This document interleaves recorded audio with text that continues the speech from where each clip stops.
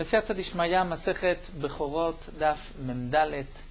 Nous commençons Daf Mem Gimel Amud Bet, à la Mishnah, 6 lignes avant la fin de la page, Acharum. La Mishnah reprend le moum qui est marqué dans la Torah à propos de l'homme. La Torah rapporte quelques moumim aussi pour l'homme. Hiver, Piseach, Charum, Osarua. Donc hiver aveugle, Piseach boiteux, Charum ou Sarua. C'est quoi Charum? Charum pasoul. Ezeu Charum.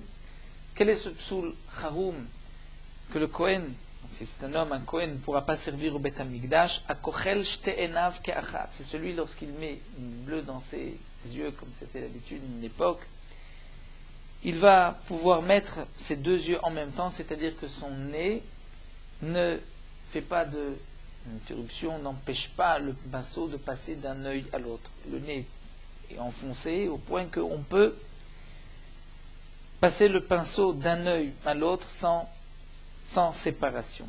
Ça, c'est le charou. Un autre dit, nous dit la Mishnah, shte enav lemala. Les deux yeux en haut, sont en haut. Donc nous verrons, est-ce que cela signifie que les deux yeux regardent en haut là, ou qu'ils sont placés en haut. La Gemara nous expliquera, c'est que les deux yeux sont placés plus haut que la normale. Ou shtenav le mata, où les deux yeux sont placés plus bas que la normale. Et noachat le mala, noachat le mata, il a un œil en haut, un œil en bas.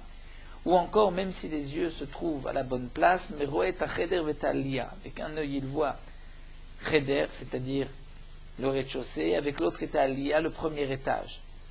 Donc les deux yeux là, en regardant en haut en bas, c'est aussi un mot. Donc s'il voit roet acheder vetalia keachad en même temps, c'est un mot. Saché shemesh. Nous verrons dans la Gemara, celui qui ne peut pas voir un endroit ensoleillé, va Zagdan, nous verrons l'explication dans la Gemara, va Tziran aussi dans la Gemara, mais Shenashrour isse enav, et celui dont les cils sont tombés, pasoul mipne maritaïn. Donc ce dernier cas, Shenashrour isse enav, il est pasoul seulement mipne maritaïn, c'est-à-dire que par rapport au regard des autres, mais ce n'est pas un moum de la Torah, alors que les autres moumim sont de la Torah. La Gemara va nous expliquer tous ces moumim. Tout d'abord, Tanu Rabbanan, la Gemara nous rapporte une braïta. C'est marqué Charum dans la Torah.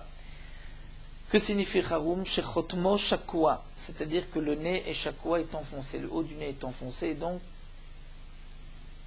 les deux yeux, comme nous verrons dans la Gemara, il peut, nous avons vu dans la Mishnah, qu'il peut mettre du bleu dans les deux yeux.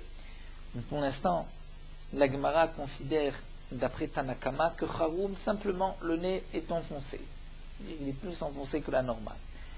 Ou bien Chotmo, demande la Gemara, Chotmo soled, si son nez soled, c'est-à-dire il est plus court que la normale, ou bien Chotmo bolem, et il est fermé, les narines sont fermées, ou Chotmo notef, il est plus long et il pend.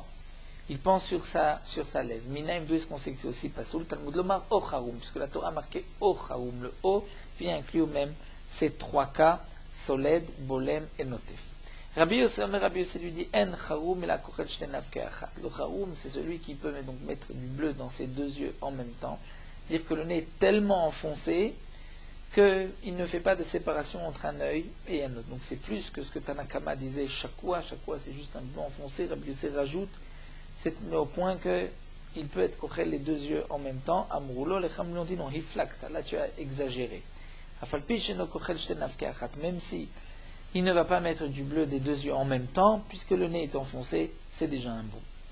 Nous avons vu dans la Mishnah, shte enav lemala, shte enav lemata, les deux yeux en haut, les deux yeux en bas. Que signifie ma shte enav lemala, shte enav lemata? Qu'est-ce que cela signifie? Les deux yeux sont en haut ou en bas? Ilima, si la signification est que shte enav lemala, c'est-à-dire de chazer lemala, c'est-à-dire les deux yeux se trouvent à leur place, mais ils sont dirigés, ils voient seulement ce qui est en haut. Ou shte enav lemata, de la Mishnah serait de chazer lemata, ils ne voient que le bas. Et donc, eno achat lemala, veno achat lemata, c'est-à-dire de chazer eno achat lemata, il a un œil qui voit le bas, veno achat lemata, l'autre le haut. Demande la Gemara si c'est ça l'explication de la Mishnah. Alors, quelle est la quatrième chose où c'est marqué roet acheder vetalia? Il voit le rez-de-chaussée et l'étage. C'est heinu roet acheder vetalia ka'achat. C'est exactement la même chose que ce quatrième cas. Si achat lemala vachat lemata, c'est-à-dire il voit d'un œil en bas et de l'autre œil en haut, c'est le quatrième cas de la Mishnah roet acheder vetalia ka'achat. Donc pourquoi la Mishnah se répète? Elle là, Donc on est obligé de dire que Shte Enav Lemala, c'est-à-dire des Kaiman Lemala. Les deux yeux sont placés plus haut que la normale. Et Shte Enav, c'est-à-dire dans le front, nous dira. Shte Enav Lemata en bas, c'est-à-dire des Kaiman Lemata, que les deux yeux sont placés en bas. Eno Achat Lemala, Veno Achat Lemata, c'est qu'il a un œil, des Kaiman Eno Achat en haut, Lemala, Veno Achat et un autre en bas. Vekaime Kesidran, et donc le quatrième cas de la Mishnah, c'est que même lorsque les yeux sont placés à la bonne place, il voit le rez-de-chaussée et l'étage en même temps, c'est-à-dire d'un œil il voit le rez-de-chaussée, de l'autre œil il voit l'étage, là aussi c'est pas sourd. Et demande l'agma menanim, d'où est-ce qu'on sait des Tanoura Banan, parce que nous avons une braïta qui nous dit, concernant ce que le Pasuk nous enseigne, la Torah dit encore dans les Moumim de l'homme, au Giben, au Dak, au Tevalul Be'eno. Il y a des psulim ici marqués à propos des yeux, Dak et Tevalul Be'eno.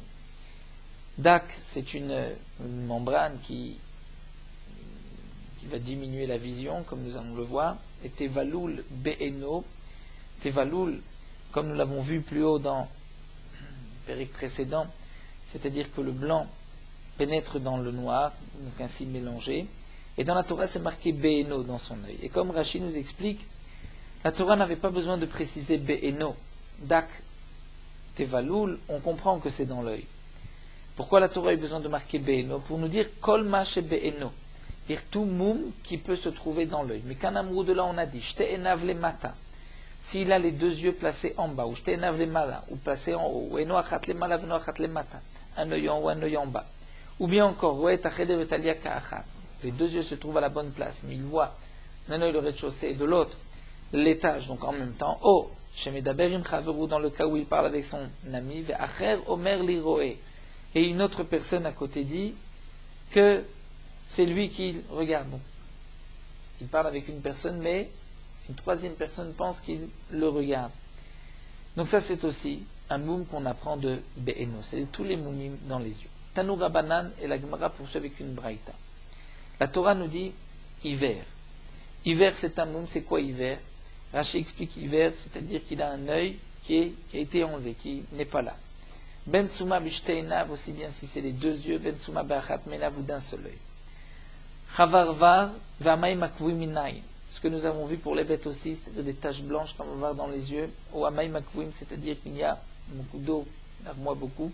Minaim, d'où est-ce qu'on sait Talmud Loma, puisque c'est marqué Ish, hiver. De ce Ish, on inclut même ces deux cas.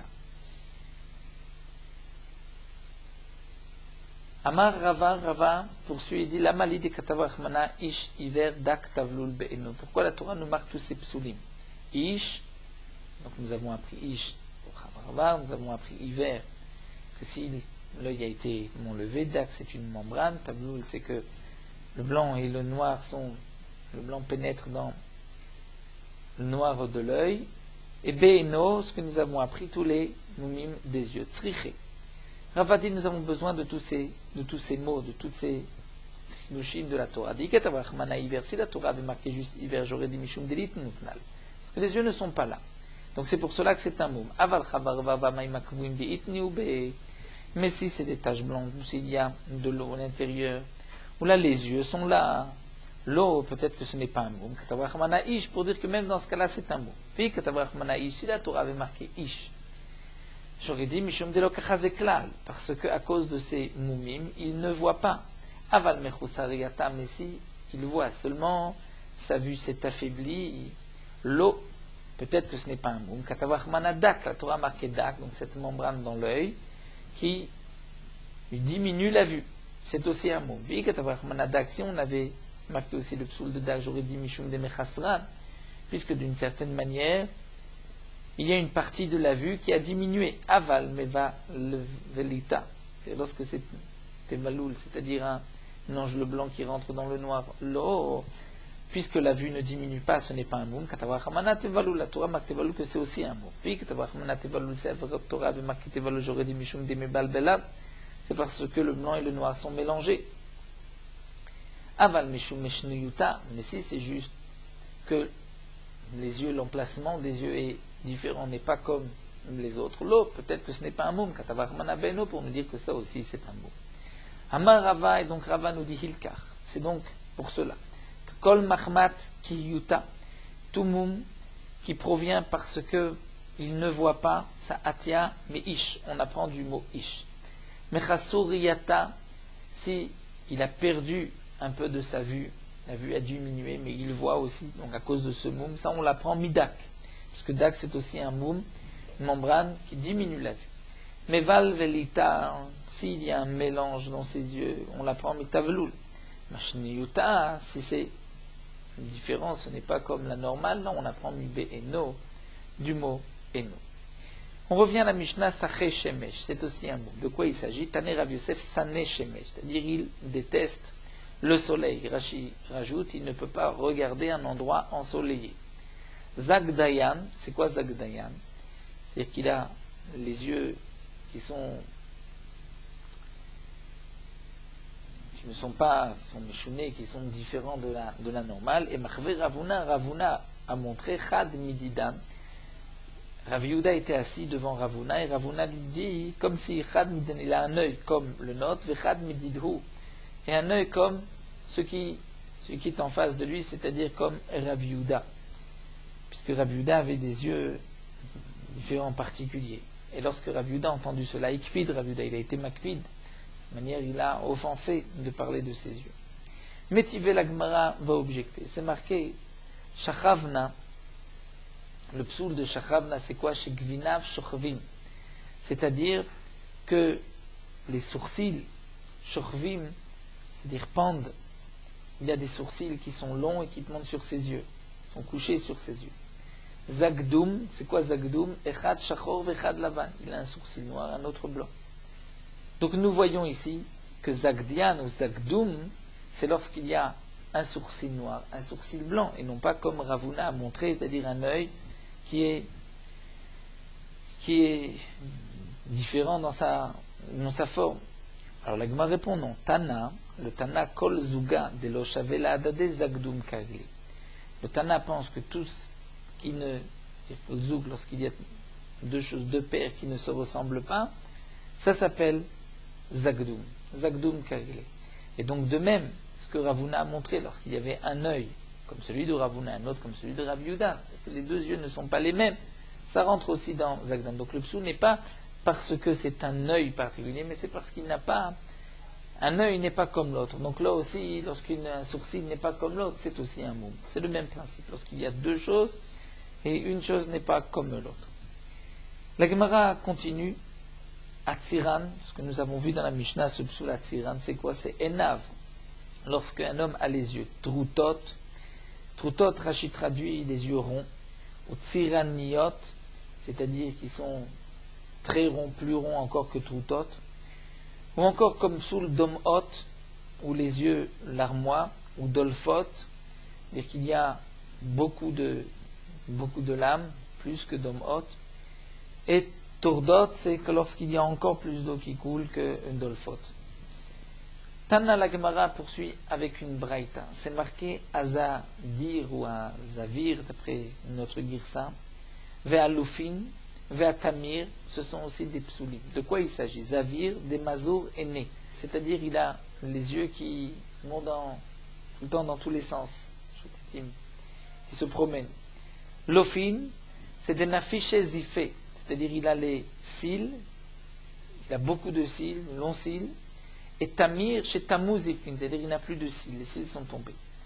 Demande la Gemara, mais pourtant, va negabe mumim tanolehu. Cela veut dire que cette braïta qui rapporte Tamir, c'est-à-dire celui qui n'a plus de cils, fait partie des mumim.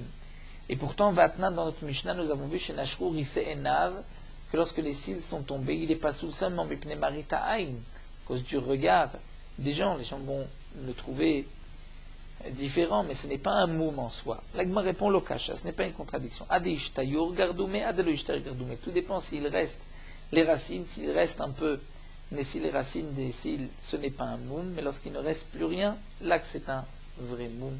C'est un moum, mais ce n'est pas seulement Mishum Maritai. La Mishnah continue avec d'autres moumim. Enav Gedolot Keshel Egel. Un homme a des yeux grands comme ceux d'un veau.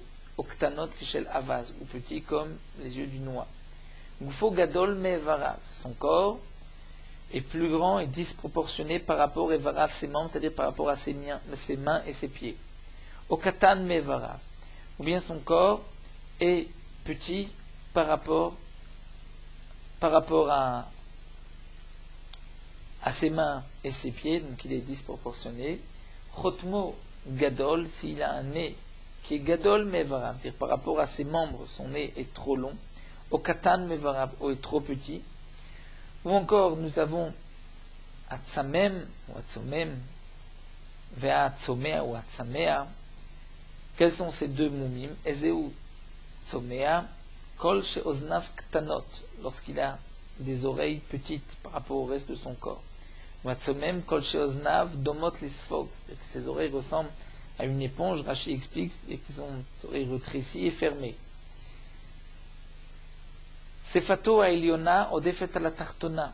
Si la lèvre du haut dépasse et monte sur celle du bas, ou bien tartona odefet ala eliona, celle du bas dépasse celle du haut. Arezemum, c'est un défaut. Veshenashru shinav pasoul. Et si ses dents sont tombées, c'est aussi pasoul mipnei marita ayn, uniquement mipnei marita ayn, à cause du regard des gens.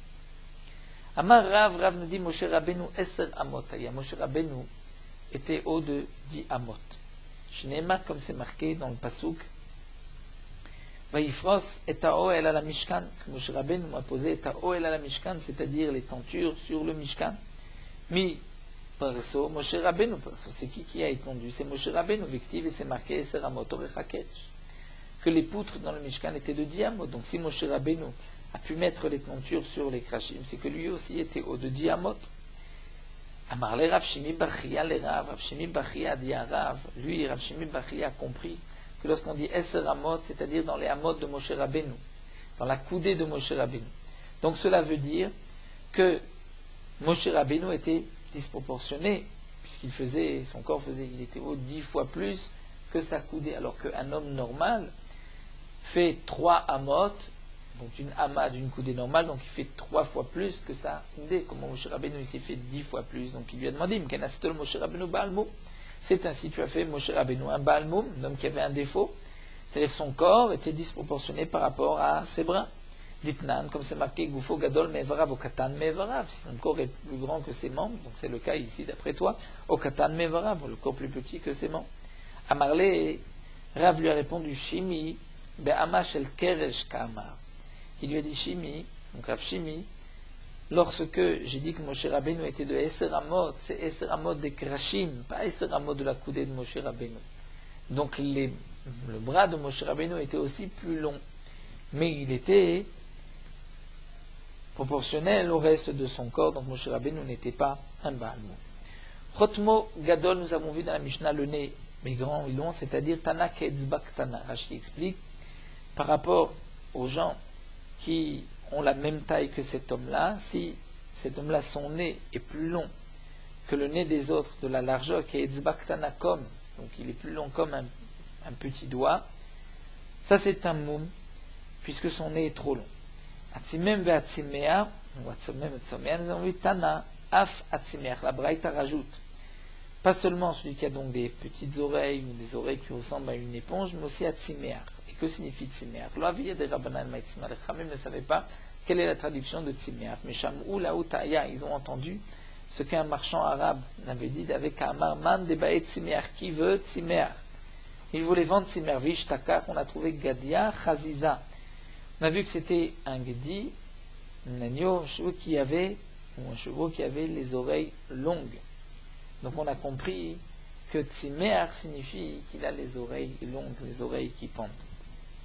Amar Rafrizda nous dit Ez she'en la karnaï, une chèvre qui n'a pas de cornes, ou bien Rachel, ou un bouc qui n'a pas de cornes, ou Rachel, une brebis she'esh la karnaï, qui a des cornes. Ksherim li gabe misbeach.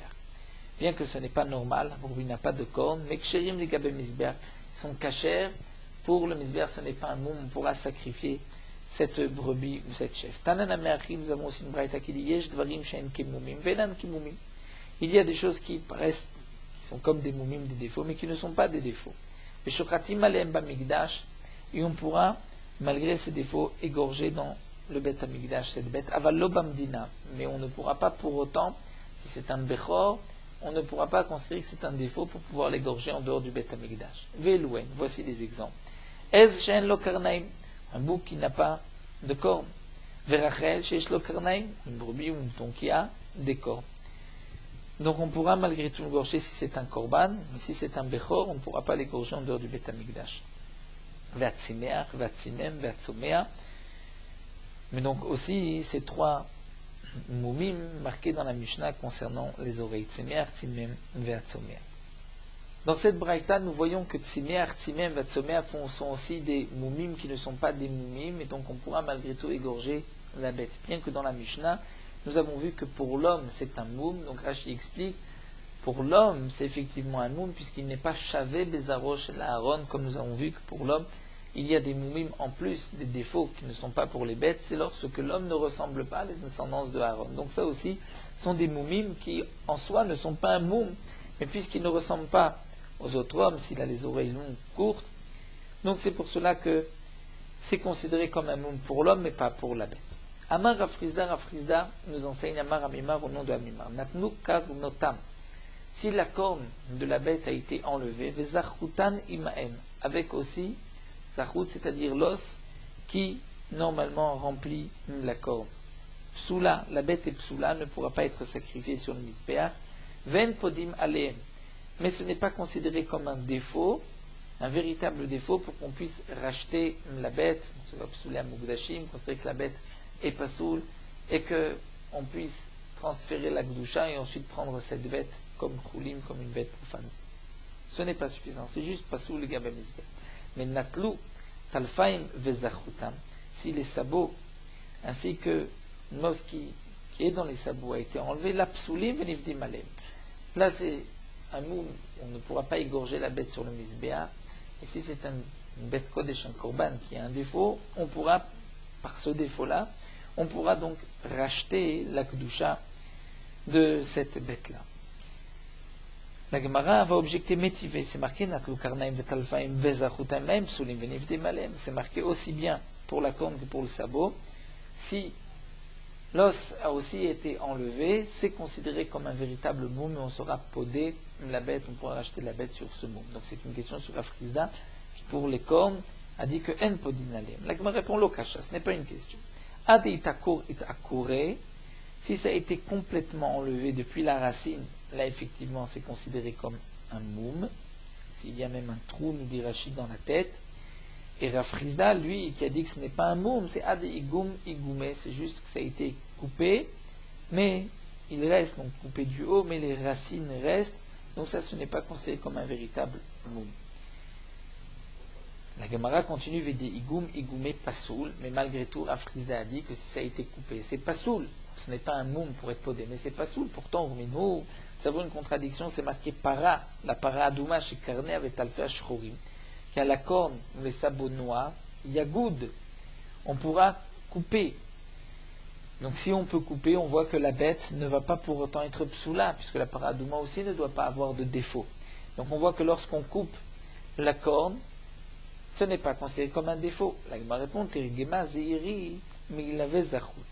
Zeiri répond, dans quel cas la paradouma ekshera, c'est lorsqu'on a coupé au-dessus de cet os qui se trouve dans la corne. Et si on a coupé de l'os, là ce n'est pas un moum, mais c'est pas soul, et s'il a été complètement arraché, il y a même un trou dans la tête de la bête, là c'est considéré comme un véritable moum. On continue, la Mishnah nous enseigne dadin shochvim keshel isha. Si un homme a dadin, donc une poitrine qui pend, qui est couchée keshel isha, comme celle de la femme, c'est un moum. Keriso tsava, si keriso, son ventre, c'est-à-dire à gonfler, ou bien tiburo yotse, que son nombril sort, nirfe, s'il a des crises d'épilepsie, afilo achat liyamim, même si c'est une fois tous les quelques temps, c'est aussi un moum. Ou ruach ktsara ba'alav, si un homme a comme un ruach d'un shed, d'un démon sur lui, ou ameushban, c'est-à-dire qu'il a les testicules, gros testicules, ou Baal Gever, où son membre est particulièrement long, c'est considéré comme des moumines. La Gemara va expliquer Amar Rabbi Abba Beri de Rabchia Baraba. Tout d'abord, Rabbi Abba, le fils de Rabchia Baraba, dit Mashtinin Maim Bufne Rabim. On peut uriner même si il y a Bufne Rabim, s'il y a du monde, et ce n'est pas un problème de Tzniut. Mais Ve'en Shotim Maim Bufne Rabim. Mais on ne pourra pas boire Bufne Rabim en public. Rashi explique, derrière du Talmid Chacham, c'est de ne pas boire de l'eau en public. Tosfot discute cela, est-ce qu'effectivement le Tancham ne doit pas boire en public? On doit soit de dire même celui qui a l'habitude de ne pas boire en public, il doit faire attention de ne pas boire, mais uriner, il pourra même uriner en public, comme nous allons voir, puisque c'est dangereux de se retenir. Nous avons aussi une braïta qui dit un homme peut uriner même s'il est en public, devant du monde, mais on ne boit pas de l'eau en public. C'est le cas d'un homme qui avait besoin d'uriner et qui n'a pas uriné. Et ensuite, son ventre a gonflé. Shmuel nous dit la Gemara, il a eu besoin. Vers le Shabbat, avant les fêtes, 30 jours avant les fêtes, nous dit Rashi, il était d'Oresh, Milchot Regel. Pendant la dracha du Shabbat, il a eu besoin d'uriner. Nagdoula, Gelima, ils ont étendu donc un habit, un tissu, un drap entre lui et le tzibour qui était présent afin qu'il puisse uriner. Donc il a attendu, moins d'avoir un endroit, un lieu de tsanoua, discret pour qu'il puisse uriner. Un tel kamed à voir lorsqu'il s'est présenté chez son père. Amarli, il lui a dit je vais te donner 400 zouz, mais à condition Vézil Ader Ouvda. Retourne au Beth Midrash et va être d'Oresh que non, on ne peut pas se retenir, même si il n'y a pas d'endroit discret de Sanoua, il ne faut pas se retenir, on urine comme on peut. Encore toi, Adev Charlecha, tu as pu, puisqu'on t'a mis une mechitza, mais un autre de Loev Charle Listaken, est-ce qu'il va se mettre en danger? Donc le père de Shmuel lui a dit, ce que tu as fait, toi, d'attendre qu'on mette un drap afin que tu puisses uriner Betsniout, les gens vont apprendre de toi, mais en vérité, il ne faut pas se retenir. Donc va enseigner qu'on peut uriner même devant tout le monde. Mar Baravashi, on suit la girsa du Shita Mekubetset, avec Shakil Veazil Agouda de Gamla, et il se trouvait sur une planche qui servait de pont, et Itzterir, d'après la girsa du Shita Mekubetset, donc il a eu besoin d'uriner, avec Kamashtin, et il urinait à cet endroit-là. Amroulé, on lui a dit, il y a ta belle-mère qui arrive. Amarlo, il leur a dit Beoudna, c'est-à-dire même dans son oreille. Et aussi, je n'avais pas d'autre endroit que dans son oreille, je devrais uriner aussi dans son oreille, parce que c'est dangereux de se retenir, et donc à plus forte raison, même devant elle. Donc même si elle vient, je ne vais pas m'interrompre. La Gemara reprend Vetipokle Mishum Alka. Ce que nous avons vu plus haut, que c'est rapporté qu'un homme a eu besoin d'uriner, il n'a pas uriné, ensuite son ventre a gonflé. Mon la Gemara, peut-être que Mishum Alka, peut-être que c'était une sangsue. Peut-être que c'est une sangsue qu'il avait avalée en buvant de l'eau, et donc c'est pour cela que cette sangsue lui a fait du mal. Mais ce n'est pas parce que il s'est retenu d'uriner. Et l'Agma répond Béchotet. C'est-à-dire qu'ensuite, il ne pouvait pas uriner facilement, donc il venait juste goutte à goutte. Donc c'est la preuve que c'était à cause de cela, parce qu'il s'est retenu d'uriner. On a compris que c'était cela, puisque ensuite, lorsqu'il a uriné, c'était goutte après goutte, et ce n'était pas d'un coup d'un jet. La Gemara poursuit, donc, puisque nous avons eu quelques dynimes concernant l'importance de ne pas se retenir d'uriner. La Gemara nous rapporte une braïta. Tanu Rabban, Shne nekavim yeshbo ma'adam. Il y a deux orifices dans l'homme. Echad motzi sheten, vechad motzi shichvat zera. D'un sort l'urine, de l'autre sort le liquide séminal. Ve'en ben zelazeh la klipat shum. Et il n'y a entre l'un et l'autre, entre ces deux conduits, que klipat shum comme une écorce, la peau de choum de l'ail. B'sha'ash adam nitzrach, lorsqu'un homme a besoin lorsqu'un homme a besoin d'uriner, im nakvu ze le torze nimtsaake. C'est-à-dire si ces deux conduits, l'un se perce dans l'autre, alors nimtsa akar, cet homme-là deviendra stérile. Amar Resh Lakish nous dit Maï dirtiv, quelle est la signification du pasuk? Lo ye becha akar va akara ou bibehemtecha. La Torah dit, donc Baruch tiye mikol ha'amim, tu seras béni parmi tous les peuples, il n'y aura pas akar va akara, toi tu ne seras pas stérile, il n'y aura pas de femme stérile, bibehemtecha est dans tes bêtes. C'est-à-dire, et matai lo ye becha akar, quand est-ce que toi tu ne seras pas stérile, bisman shebebehemtecha. C'est-à-dire si tu te conduis comme une bête, c'est-à-dire que si tu urines n'importe où et que tu ne cherches pas un endroit discret, puisque ceci risque de rendre l'homme stérile, comme nous l'avons vu. Amar Rabbi Yoshua ben Levi. Rabbi Yoshua ben Levi nous dit Lo yebecha akar mina talmidim. Quelle est la signification Lo yecha akar va akar ou bemtera? C'est-à-dire Lo yecha akar mina talmidim. Tu ne seras pas stérile d'élèves, c'est-à-dire tu auras des élèves. Ve akara, c'est-à-dire shelo te'et filatra akura, que ta tfila ne soit pas à coin arraché, c'est-à-dire lorsque tu pries, Rashi nous dit pour des enfants, ta tfila sera acceptée, l'ifne amakom. Et matai, quand, c'est-à-dire dans quel cas tu mériteras cela, bisman shata mesim atzmecha kebehema. C'est-à-dire lorsque tu te conduis comme une bête, c'est-à-dire que tu ne te retiens pas d'uriner. Donc ici on apprend bemtecha, de se conduire ici comme une bête, c'est quelque chose de positif, pour ne pas se retenir, qui risque de rendre l'homme stérile. Amar Rav Papa, lo yashtin adam maïn, lo al keli cheres, lo al makom caché. Un homme ne doit pas uriner ni sur un ustensile en terre cuite, ni al makom caché sur un endroit qui est dur. Rashi explique, étant donné qu'ensuite on va, puisque le keli cheres n'absorbe pas, donc on va le jeter ensuite dans on jette ensuite dans un fleuve, et les fleuves, ou bien dans un endroit qui est dur, c'est-à-dire que l'urine reste, et va ensuite couler pour tomber dans le fleuve, et les fleuves de Babel vont ensuite tomber, toute l'eau va tomber en Eretz Israël. Des Amarav, comme Rav a dit, Hané Madouré de Babel, et tous ces endroits qui sont en pente dans Babel, Mehadre Maya le En Etam, ramène l'eau à cet endroit En Etam. Cet endroit En Etam, c'était là où le Kohen Gadol se trempait le jour du Yom Kippourim. Donc il fallait attention de ne pas uriner, puisqu'ensuite cette eau tombée m'est arrivée en Eretz Israël. Amar Rabaye Abayim dit Aï iteta, une femme, lotikom le hadia d'un pays nuka. Elle ne doit pas, pour uriner, être debout, se trouver devant, même ne serait-ce qu'un enfant. Puisque ce n'est pas une marque de tsniout pour une femme, même devant un enfant. Mais Agissa, l'etlanba, sur le côté, ce n'est pas vraiment devant un enfant, l'etlanba, il n'y a pas de problème.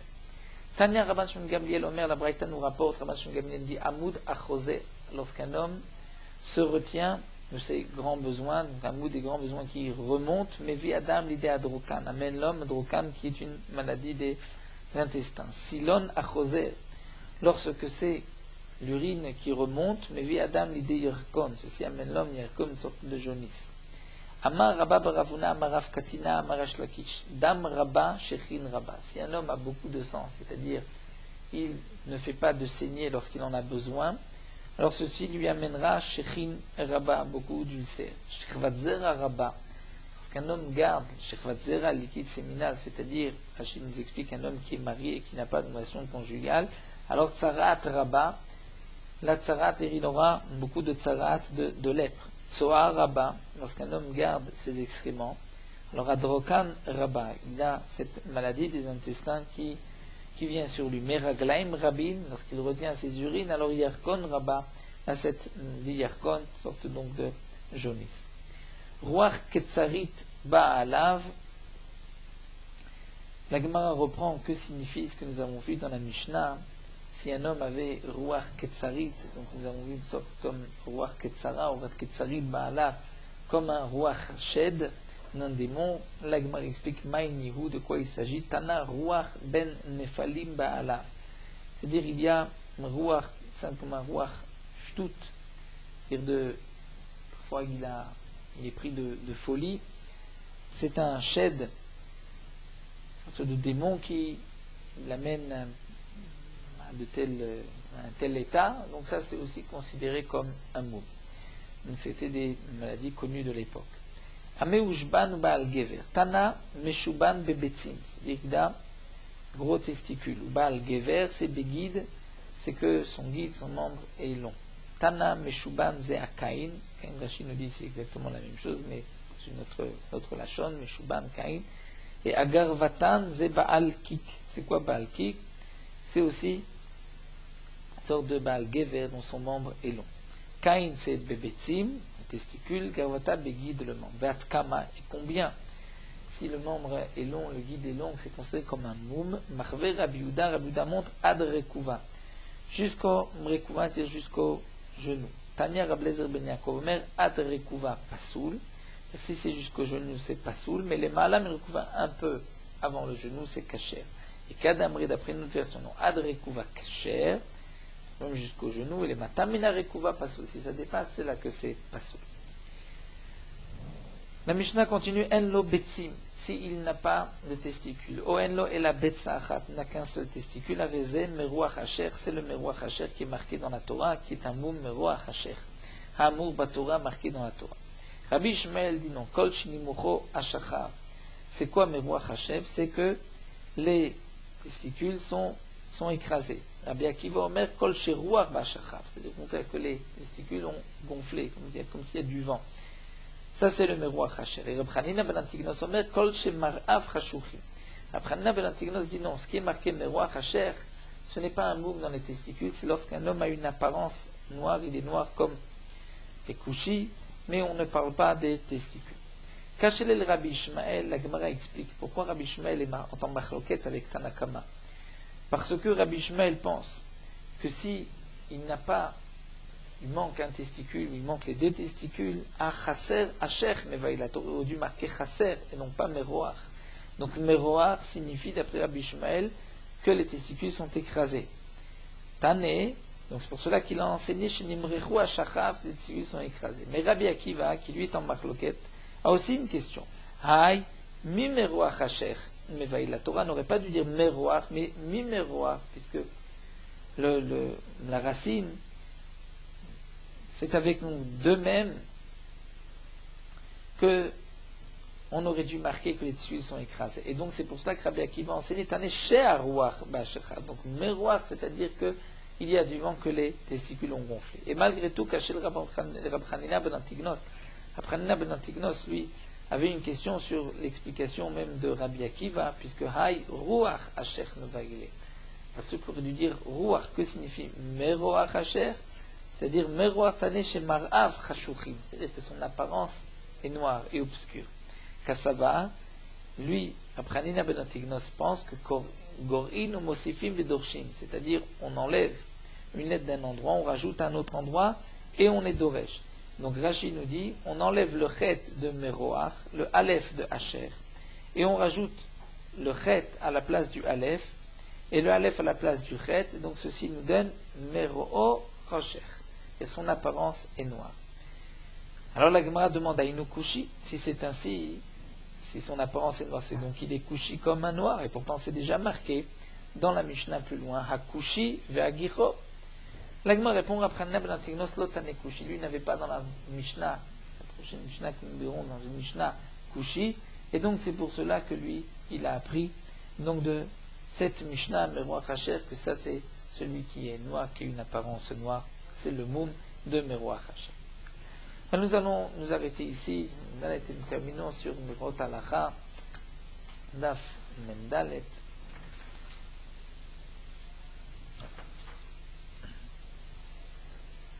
Au moment où on fait la bracha de la Mila, il n'est pas nécessaire de cacher la herva de l'enfant. Étant donné que la herva d'un bébé n'est pas considérée comme une herva, on peut même lire le Kriyat Shema devant lui. Et même ceux qui pensent qu'il est interdit de lire le Kriyat Shema devant la herva d'un enfant, puisque c'est marqué Vaya Machanecha Kadosh, malgré tout au moment de la Mila, puisque on est occupé, ça vient de Kedusha, on a arrangé de lui enlever la Orla, Ceci est appelé encore Machaneh HaKadosh. On peut faire la bracha devant la Mila découverte. Si l'enfant s'est sali, a fait ses besoins, on devra dans ce cas-là le nettoyer avant la bracha. Même que pour le digne du Kriyat Shema, il est marqué qu'un enfant qui ne peut pas encore manger, équivalent d'un kazaït, de céréales, on ne doit pas s'éloigner de sa tsoa, de ses excréments, puisqu'elle ne pourrit pas. Malgré tout, il est bon de le nettoyer avant la bracha, comme toute chose qui répugne, qu'on va avant la bracha l'enlever, même si c'est vrai que ce n'est pas considéré comme une tsoa.